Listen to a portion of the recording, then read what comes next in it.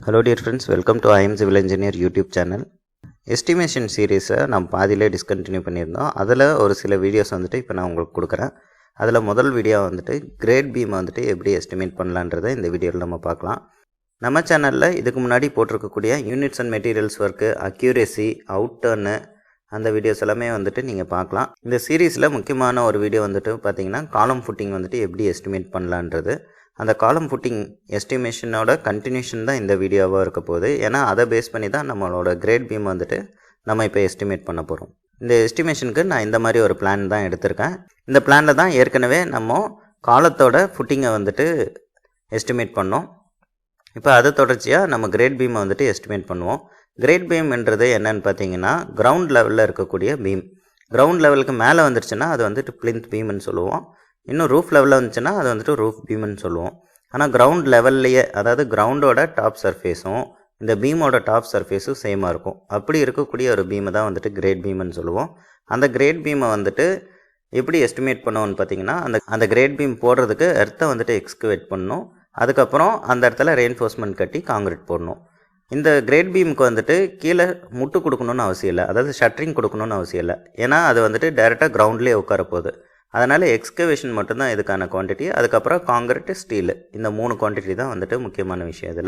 இதில் வந்துட்டு ஸ்டீல்ன்றது வந்துட்டு பார்பெண்டிங் ஷெட்யூலாக கடைசியில் நம்ம பார்க்கலாம். இப்போ வந்துட்டு இந்த கிரேட் பீமை எஸ்டிமேட் பண்ணுறோம் அப்படின்னா அந்த கிரேட் பீமோட எக்ஸ்கவேஷன் அண்ட் அதோட காங்கிரீட்டை மட்டும் நம்ம வந்துட்டு இதில் எஸ்டிமேட் பண்ணால் போதும். இதில் வந்துட்டு 2 டயக்ராம்ஸ் கொடுத்துருக்கேன். ஒன்று வந்துட்டு பீம் லே அவுட்டு, இதில் பீமோட சைஸும் காலமோட சைஸஸும் இருக்குது. இப்போ கிரேட் பீமை தான் நம்ம வந்துட்டு எஸ்டிமேட் பண்ண போகிறோம். இந்த கிரேட் பீமோட சைஸ் வந்து பார்த்திங்கன்னா எல்லா கிரேட் பீமுமே வந்துட்டு 230/300 mm மாதிரி தான் இந்த பிளானில் நான் எடுத்திருக்கேன். அதே மாதிரி இந்த இடத்துல காலமோட ஃபுட்டிங் வந்து பார்த்திங்கன்னா இந்த காலத்துக்கு வந்துட்டு 1.1 meters by 1.1 meter இருக்குது. இது வந்துட்டு C2 காலமுக்கு. இப்போ நம்ம எந்த இடத்துல நம்ம கிரேட் பீமை எஸ்டிமேட் பண்ண போகிறோம்னு பார்த்தோங்கன்னா இந்த ஒரு இடம் மட்டும்தான் நான் எஸ்டிமேட் பண்ண போகிறேன். இந்த ஸ்டெப்ஸ் தான் சிமிலராக எல்லா இடத்துக்கும் வரப்போகுது. இந்த ஒரு இடத்துக்கு மட்டும், அதாவது இந்த காலத்திலேருந்து இந்த காலம் வரைக்கும் இருக்கக்கூடிய இந்த கிரேட் பீமை தான் நான் வந்துட்டு எஸ்டிமேட் பண்ண போகிறேன். இந்த 2 காலமோட சைஸ் வந்து பார்த்திங்கன்னா C2 காலம்ஸ் தான். இந்த C2 காலம்ஸோட ஃபுட்டிங் வந்து பார்த்திங்கன்னா 1.1 meter by 1.1 meterன்றதை நம்ம மைண்டில் வச்சுக்கணும். அப்போ தான் வந்துட்டு நம்ம கிரேட் பீம் எஸ்டிமேட் பண்ணுறதுக்கு அது ரொம்ப யூஸ்ஃபுல்லாக இருக்கும். காலம் லேஅவுட் படி வந்து பார்த்திங்கன்னா இந்த C2 காலம், இந்த 2 காலத்துக்கு நடுவில் தான் இந்த கிரேட் பீம் வந்துட்டு இருக்குது. ஸோ அந்த கிரேட் பீமோட லொக்கேஷன் வந்துட்டு நம்ம அதை நேம் பண்ணுறப்போ ரொம்ப யூஸ்ஃபுல்லாக இருக்கும். இந்த கிரேட் பீமோட லொக்கேஷன் வந்து பார்த்திங்கன்னா ஏ கிரிட்டில் 4th நியூமரல்லேருந்து 7th நியூமரல் வரைக்கும், அதாவது இந்த காலம் நம்பர் A4லேருந்து A7 வரைக்கும் இருக்கக்கூடிய இந்த ஸ்பேனில் இருக்கக்கூடிய கிரேட் பீமை தான் வந்துட்டு நம்ம இப்போ எஸ்டிமேட் பண்ண போகிறோம். இதில் இருக்கக்கூடிய டைமென்ஷன்ஸ் வந்துட்டு இங்கே கீழே கொடுத்துருக்கோம். 3.109 அப்படின்ற மாதிரி இருக்குது. இந்த இடத்துலையும் ஒரு சம் டைமென்ஷன் இருக்குது. அதை நம்ம வந்துட்டு அந்த கிரேட் பீமை உள்ளே போய் பார்க்குறப்போ நல்லா தெளிவாக புரியும். இப்போ நம்ம குவான்டிட்டி எஸ்டிமேஷனுக்கு போவோம். குவான்டிட்டி எஸ்டிமேஷனில் ஏற்கனவே நான் சொன்ன மாதிரி இந்த 2 காலமு இது பிளான் வியூவில் இருக்குது. 2 காலத்தோட ஃபுட்டிங் வந்து பார்த்திங்கன்னா 1.1 meter by 1.1 meter. நான் ஏற்கனவே சொன்ன அந்த சின்ன டைமென்ஷன்ஸ், அந்த காலம் லேஅவுட்டில் இருந்த டைமென்ஷன்ஸ் வந்துட்டு இங்கே நான் ஆட் பண்ணியிருக்கேன். இந்த சென்டர் லைன்லேருந்து இந்த சென்டர் லைன் வரைக்கும் வந்து பார்த்திங்கன்னா 5.163 meters இருக்குது. இப்போது நம்ம ஏற்கனவே பண்ண காலமோட எர்த்வொர்க் எக்ஸ்கவேஷனோட அந்த டயக்ராம் நான் இங்கே கொடுக்குறேன், செக்ஷன் டயக்ராம். அதாவது இந்த காலம் தான் இங்கே மேலே இருக்குது, இந்த ஃபுட்டிங் தான் வந்துட்டு இங்கே இருக்குது, நடுவில் இன்னொரு ஸ்டெம் இருக்குது. அந்த ஸ்டெம் வந்துட்டு இதில் நான் காட்டல, அடுத்தது போக போக அந்த இடம் வரப்போ உங்களுக்கு நான் காட்டுறேன். இப்போ இந்த கிரேட் பீம் வந்து பார்த்திங்கன்னா எங்கேருந்து எங்கே வரைக்கும் இருக்கும் அப்படின்றத இந்த கிராஸ் செக்ஷனல் வியூவில் பார்க்கலாம். இங்கே செக்ஷன் நான் கொடுத்துருக்கேன். இந்த ஆரஞ்சு கலர் லைனுக்கு மேலே இருக்கிறது செக்ஷன். இந்த கிராஸ் செக்ஷனில் வந்து பார்த்திங்கன்னா இந்த ஸ்டெம்லேருந்து இது வந்து ஃபுட்டிங் மேலே வந்துட்டு ஒரு ஸ்டெம் இருக்குது, அதுக்கு மேலே காலம் இருக்குது.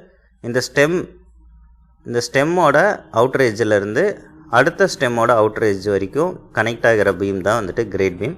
ஸோ இப்போ இதோட லென்த் என்னன்றது நமக்கு தெரிஞ்சதுனா தான் நம்ம இதை வந்துட்டு எப்படி எக்ஸ்கவேட் பண்ண போகிறோம் அப்படின்றது தெரியணும்.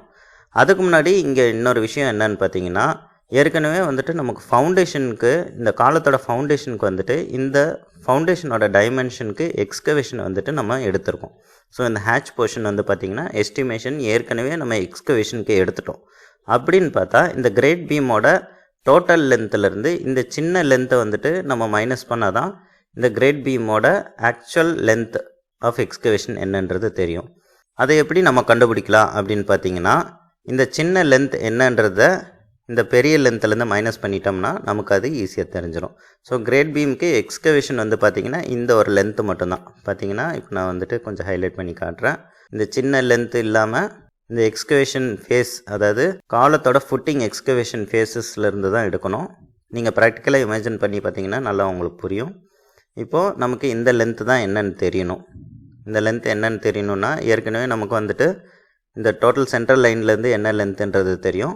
அதிலேருந்து இந்த சென்ட்ரல் லைன்லேருந்து இந்த அவுட்டர் எட்ஜ் வரைக்கும் இருக்கக்கூடிய லென்த்தை வந்துட்டு நம்ம மைனஸ் பண்ணோம்.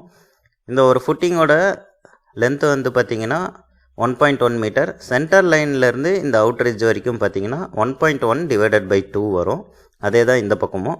ஸோ ரெண்டு சைடுமே 1.1 டிவைடட் பை 2 1.1 டிவைடட் பை 2 போடுறப்போ அது ஒரு 1.1 வந்துட்டு நம்ம கன்சிடர் பண்ணிக்கலாம்.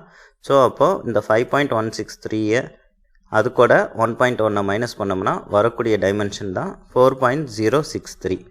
ஸோ இந்த இடத்துல எக்ஸ்கவேஷன் ஃபார் கிரேட் பீம் வந்து பார்த்திங்கன்னா லென்த்து வந்துட்டு 4.063ன்றதும் வித்து வந்துட்டு 230 mm டெப்த்து வந்துட்டு 300 mm இருக்கும். ஏன்னா கிரேட் பீமோட சைஸ் வந்து நம்ம அந்த டயக்ராமில் பார்த்தது வந்து பார்த்திங்கன்னா 230 by 300 mm அப்படின்னு கொடுத்துருக்கு. அதனால் இந்த லென்த்து நம்ம கண்டுபிடிச்சிட்டோம். அடுத்து எக்ஸ்கவேஷனுக்கு அந்த டைமென்ஷன் போட்டு நம்ம பார்த்துக்கலாம். அது எப்படின்றது இப்போ நான் உங்களுக்கு காட்டுறேன். இப்போ நம்ம இந்த எஸ்டிமேஷன் பேஜுக்கு வந்துட்டோம். இதில் மெயினான விஷயம் வந்துட்டு ட்ராயிங் நம்பர் வந்துட்டு ரெஃபர் பண்ணணும். அப்போ தான் நம்மளோட எஸ்டிமேஷன் தெளிவாக புரியும். இப்போ நம்ம ஃபஸ்ட்டு ஐட்டம் வந்து பார்த்திங்கன்னா எக்ஸ்கவேஷன். அந்த எக்ஸ்கவேஷன் தான் நான் கொடுத்துருக்கேன். ஒரே ஒரு நம்பர் கிரேட் பீமை தான் வந்துட்டு நம்ம இங்கே எஸ்டிமேட் பண்ண போகிறோம். அதுக்கான லொக்கேஷன் வந்து பார்த்திங்கன்னா கிரிட் A3லேருந்து A7 வரைக்கும். சாரி, நான் அங்கே A4ன்னு சொல்லியிருந்தேன். பட் இது வந்துட்டு A4லேருந்து A7 வரைக்கும். அடுத்தது ஒரு நம்பர் தான். அப்புறம் லென்த் வந்துட்டு நம்ம ஏற்கனவே அரைவ் பண்ணியிருந்தோம். லென்த் வந்துட்டு 4.063. அந்த 4.063 கூட 0.23 பிரெத்தும் 0.3 டெப்த்தும் அது எத்தனை நம்பர் அப்படின்றதோட மல்டிப்ளை பண்ணோம்னா டோட்டல் குவான்டிட்டி கிடச்சிரும். So 0.28 cubic metre of earth work வந்துட்டு இங்கே எக்ஸ்கவேஷன் பண்ண போகிறோம். நான் இந்த ஒரு பீமுக்கு தான் எஸ்டிமேட் பண்ணுறேன்றனால டோட்டல் வந்து பார்த்திங்கன்னா இது ஒன்று மட்டும்தான் எடுத்திருக்கேன். அடுத்தது வந்துட்டு நான் காங்கிரீட்டை வந்துட்டு எஸ்டிமேட் பண்ணணும். ஸோ அந்த காங்கிரீட்டை வந்துட்டு எப்படி எஸ்டிமேட் பண்ணணும் அப்படின்றத எஸ்டிமேஷன் பார்க்கலாம். காங்கிரீட் எஸ்டிமேஷனுக்கு இந்த ஸ்டெம்மோட டைமென்ஷன் வந்துட்டு ரொம்ப முக்கியம். இந்த ஸ்டெம்மோட டைமென்ஷன் இங்கே வந்து பார்த்தீங்கன்னா 0.6, அதாவது 600 mm by 600 mm. ஸோ இது வந்துட்டு முக்கியமான விஷயமா இங்கே ப்ளே பண்ண போகுது. எப்படின்னு பார்த்தீங்கன்னா, இந்த இடத்துல நம்ம எக்ஸ்கவேட் தான் பண்ணோம். பட் இங்கே இந்த ஒரு சின்ன ரீஜனில் நம்ம காங்கிரீட்டும் போட்டால் தான் இந்த ஸ்டெம்மோட போய் இந்த கிரேட் பீம் கனெக்ட் ஆகும். அதனால் இந்த எட்ஜ், ஸோ இந்த ஃபேஸ் வந்துட்டு எக்ஸ்கவேட் பண்ணாலும் நம்ம கனெக்ட் பண்ணுறது கிரேட் பீமை இந்த எண்டு வரைக்கும் கொண்டு போய் கனெக்ட் பண்ணும். அப்போது அதோட லென்த்து வந்துட்டு என்னன்றது தெரியணும். ஸோ இந்த சின்ன டைமென்ஷனை வந்து 4.063 கூட ஆட் பண்ணும். ரெண்டு சைடுமே ஆட் பண்ணும். ஸோ இந்த சின்ன டைமென்ஷன் என்ன அப்படின்றத நம்ம கண்டுபிடிக்கணும். அதுக்கு இந்த 1.1லேருந்து இந்த 600 மைனஸ் பண்ணி டிவைட் பை 2 போடலாம். இல்லைனா இந்த சென்ட்ரல் லைன்லேருந்து எடுக்கிறதா இருந்தால் இந்த 1.1 டிவைடட் பை 2 600 டிவைடட் பை 2 போட்டு மைனஸ் பண்ணலாம். அப்படி பண்ணுறப்போ நமக்கு வரக்கூடிய டைமென்ஷன் வந்து பார்த்திங்கன்னா டோட்டலாக இதிலேருந்து இந்த சென்ட்ரல் லைன்லேருந்து இந்த அவுட்ரு வரைக்கும் இருக்கக்கூடிய இந்த ஃபுட்டிங்கோட டைமென்ஷன் வந்து பார்த்திங்கன்னா 550 ஆகும். இந்த ஸ்டெம் வந்து சென்ட்ரல் லைன்லேருந்து 300 mm இருக்கிறனால இது ரெண்டுக்கு உண்டான டிஃப்ரென்ஸ் வந்து பார்த்திங்கன்னா 250 mm வரும். ஸோ இந்த 250 mm தான் வந்துட்டு இந்த ரீஜன். அது ரெண்டு சைடும் வரனால 500 mm ஆட் பண்ணிக்கிறோம். டோட்டல் லென்த் வந்து பார்த்திங்கன்னா 4.563 mm அப்படின்றத நம்ம எடுத்துக்கணும். ஸோ லென்த் இது தான். இப்போ காங்கிரீட்டோட குவான்டிட்டி வந்து பார்த்திங்கன்னா லென்த்து வித்து அண்ட் டெப்த்து வந்துட்டு சேமாக இருக்கும். அதை வந்துட்டு இப்போ நம்ம எஸ்டிமேஷன் எக்ஸல் ஷீட்டில் போய் பார்க்கலாம். கிரிட்டு அதே தான். குவான்டிட்டி வந்து பார்த்திங்கன்னா லென்த்து மட்டும் இங்கே மாறுது.